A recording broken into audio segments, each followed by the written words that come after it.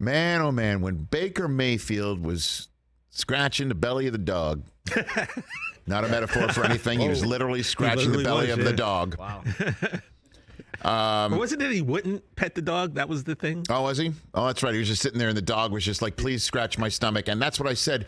That was a red flag that he wouldn't scratch a belly of a dog saying, please scratch my belly. Yeah. That's all I would do. I would stop the podcast and go, hold on a second. And scratch the belly. Good point. Can I pet that dog? So when he was doing that and he was just like, we were all wondering what's happening with him. What's going on? When's he going to get out from Cleveland? When are they going to make this move? Who's coming to get Baker Mayfield? If I had told you he might be the Week 14 starter for the Los Angeles Rams at that point in time, you would have been like, what are you talking about? What? Do you need your belly scratched? Answer is yes. But you knew that. Everybody knew that. It was an awkward pause, so I just figured I'd fill it. Well done. I mean, holy cow. So the Panthers come and get him.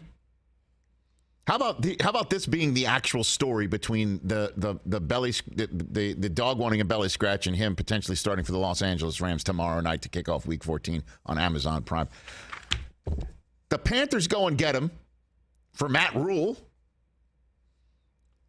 and there's a competition between Mayfield and Darnold that I said there won't be really competition. You might call it that, but if you're giving up draft capital for the guy, you clearly don't believe in Sam Darnold enough that you need to create a competition. You need to kick a tire here. And sure enough, there was a competition, but Baker's the guy. It didn't help that Sam Darnold got hurt significantly with an ankle injury towards the end of the preseason, but it was Baker's gig by that point anyway. And then the Panthers, I won't use the words, involving the pooch, but they did. And sure enough, Matt Rule's now the head coach of Nebraska football, and Baker Mayfield's a quarterback of the Los Angeles Rams. Because after getting his job back from P.J. Walker, because he got benched by the interim head coach, and Sam Darnold comes off of IR, and they basically tell him, hey, you're the new Zach Wilson. You're number 3. Number 1 overall pick formerly. You're number 3 now on our depth chart. And he's like, I want out of here. And they're like, we will oblige. And they oblige on the very next day after Jimmy G supposedly hurts his foot in such a manner it requires surgery and he's out for the season. The old Liz Frank. And so now we find out when Baker's on waivers, not only do the Niners not claim him, and part of that might be that they got a sense that Garoppolo might not be done for the season, might not need surgery, and that has now been reported out of Santa Clara that he doesn't, and it's possible he could be back for a playoff run, which would be fascinating if Kyle Shanahan is placed in the position that Belichick was placed in all those years ago. Do you go with the young kid? That was your last day draft pick that you thought had no shot of blossoming into what is blossoming? Because if the Niners have a deep playoff run in them, Brock Purdy's leading them there.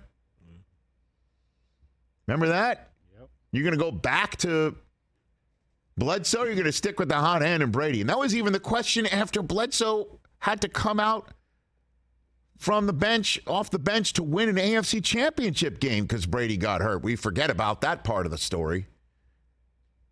In Brady's first year, there was even a question for Belichick, will you go back to Brady for the Super Bowl? Spoiler alert, he did. But that might be a reason why the Niners didn't place a claim for Baker Mayfield. It didn't matter anyway. It would have been a moot point if they had placed a claim in for Baker Mayfield, because as we found out yesterday in the waiver wire process, the Rams got him first. And here we go. Here we go. Talk about landing on your feet. Because I don't know what's going on with Matthew Stafford. When you hear spinal cord contusion, and you've got a trophy in the case, and you have proven all you need to prove already in just 1 year of Los Angeles, California football. And you got 4 little kids. Yeah, I think I'd hang. I mean, I will let my voice trail off because you understand the conversation. Yeah. And you always heard there's a couple quarterbacks that might fit the system. Things like McVay could really look at and say, "That's a guy. That's my guy. I can do stuff with that guy." Baker Mayfield has been a name you've heard every now and then. Mm-hmm. Well, now he's here, and not only is he here, they apparently sent him the playbook for him to look out on the plane so he could get up to speed well enough to have enough knowledge of the system to start against the Raiders tomorrow night. And if you think, well, that's just going to be chumming the waters for the silver and black, may I present to you a team that lost to another team that was fresh off of hiring an interim head coach from his high school team and a guy who you'd never heard of, Parks and Recreation, whatever, calling plays. They lost to that team. I know it's Parks, Frazier, right? No, you said it right the first time. Parks and Recreation? Sure. They lost to that guy. Matt Ryan's still running on a third down. The game on the line. Wow.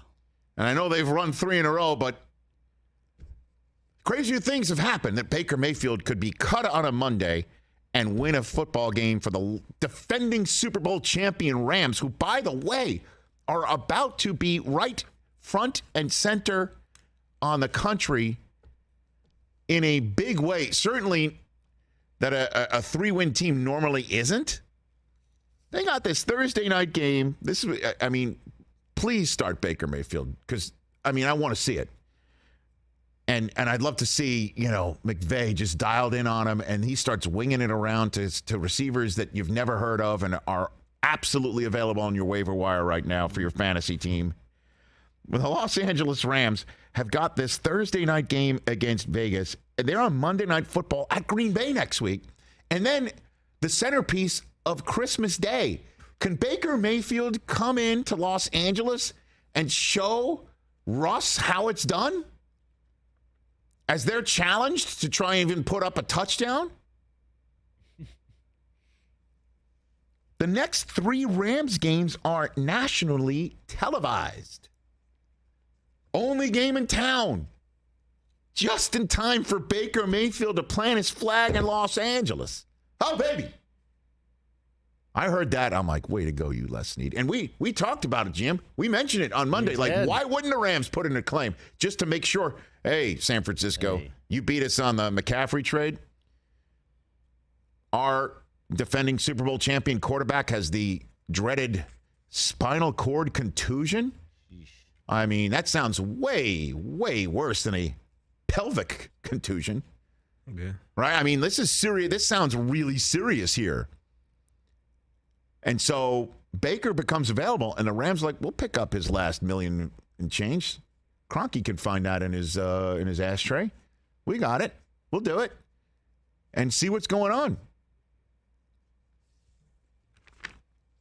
Against the Raiders at Green Bay, where, by the way, he had an outstanding game for Cleveland last year. Remember that? Wasn't that Christmas? We went to Green Bay on a Christmas. Threw an interception at the end of the game where Browns fans were screaming for pass interference on Donovan Peoples-Jones. He got picked off at the end. But Baker was balling out there. I think it was a Christmas game last year, if I'm not mistaken. Man, oh man. And then Baker Mayfield on Christmas Day, pull up a chair. Have your puppy on the couch looking for a belly scratch. Pet it. Watching the defending Super Bowl champions go for their 3rd straight win with Baker Mayfield in front of a national television audience. It was Christmas Day last year. Look at that. Number 17. Look at him. Baker had 4 picks in that game. That was quick. Damn straight he's smiling. Look at that. I'm not in Cleveland. I'm not in Carolina. I am in Los Angeles, California. Catch the Rich Eisen Show every single day on the Roku channel, 12 to 3 Eastern, for free.